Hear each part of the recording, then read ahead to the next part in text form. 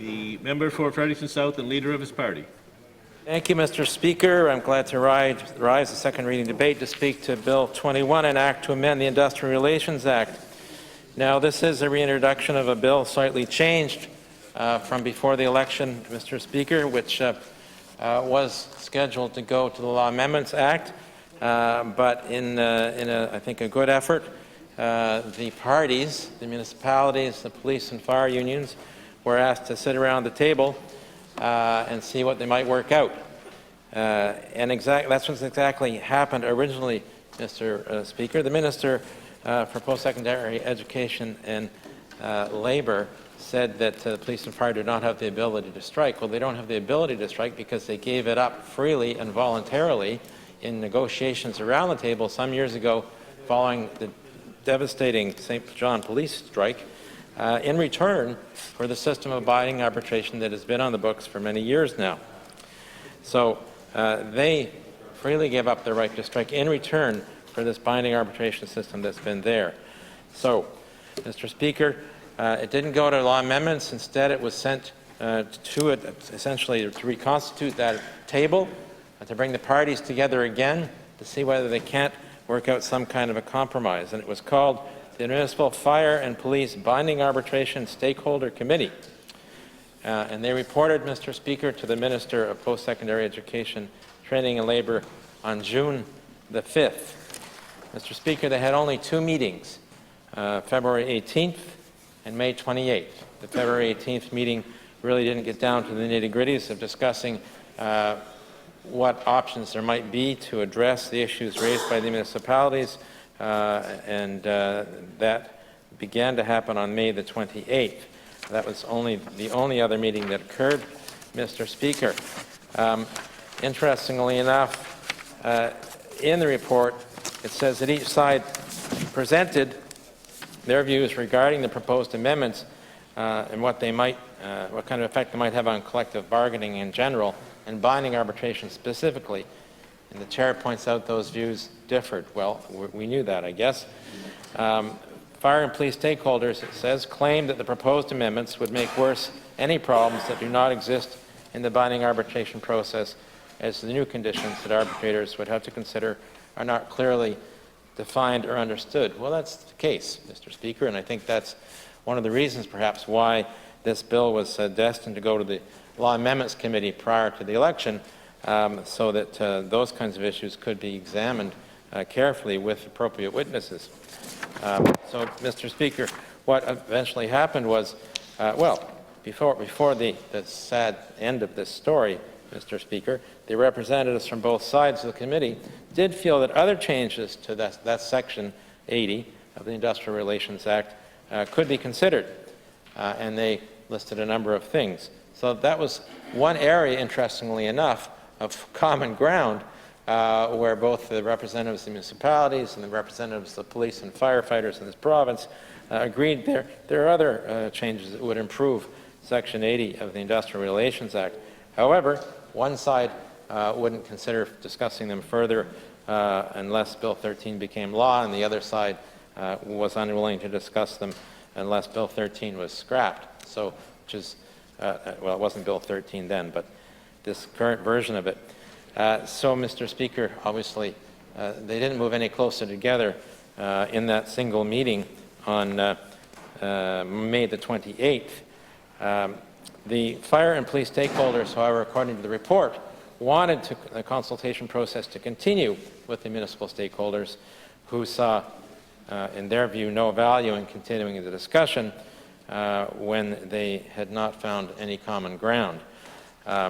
It's unfortunate, Mr. Speaker, there was really only one meeting that any effort was made to find common ground.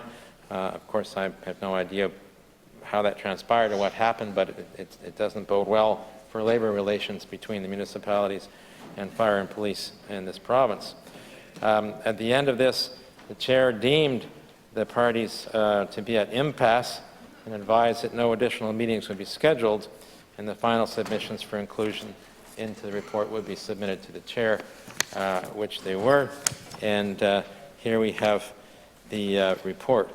And this was not tabled in the Legislative Assembly Mr. Speaker, to my knowledge, and I don't know actually whether I can do this, but I would like to table it here if that's appropriate. So the report, table the report of the Municipal Fire and Police Bonding Arbitration Stakeholder Committee for the record. But, Mr. Speaker, I await your judgment on that. We would require unanimous consent. Do we have agreement? No, we do not, sir. Yes, no? No. Okay. Thank you, Mr. Speaker, for your consideration of that.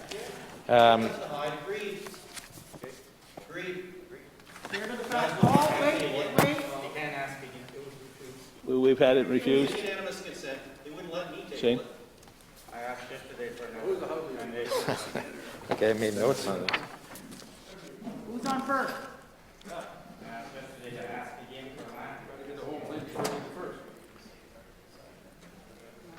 We want the facts. No, we don't.